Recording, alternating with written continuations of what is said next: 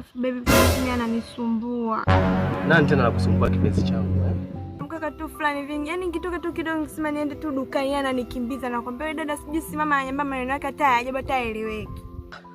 Hivi kwanza ni mtu gani ambaye anakusumbua kipenzi changu Kipenzi changu cha moyo Mahabuba. Nani ambaye anakusumbua kwanza? Nataka nikamuonyeshe kwamba leo mimi ndo konta katika mtaa. Mkaka fulani hivi ila mimi kwa jina simjua, mimi kwa sura na mjua na kwake napajua. Sasa nakwambia hivi bila kupoteza muda sawa. Naomba unipeleke moja kwa moja mpaka kwa hiyo chiza maji anajikuta ndo chizi katika mtaa. Nataka nikamuonyeshe kwamba mimi ndo nani katika mtaa. Si unanielewa? Tondoke. Utakufa yule.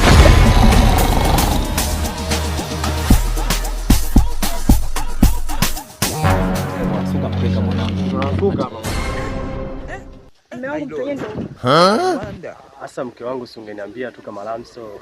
Wewe Lamso hana baya. Mama mtunye ndo tena mnyooshe kisasa tena umpige. Yaani sijui ngwambieje. Ndo huyu alikuwa ananisumbua. Huyo ni rafiki yangu tena mwema sana.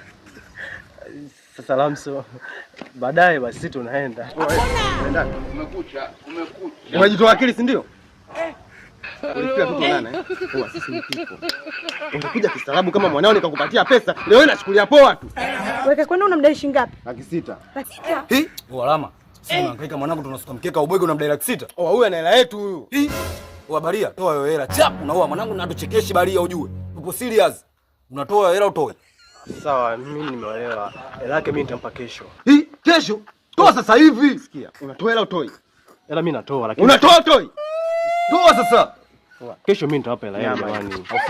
Ingia ndani. Hasa mke wangu ingia ndani kwa hela jamani. Ukishatoa hiyo hela ndio unakuja kumchukua mke wako hapa. Tembea. Wewe. Hela mimi nawapa bana.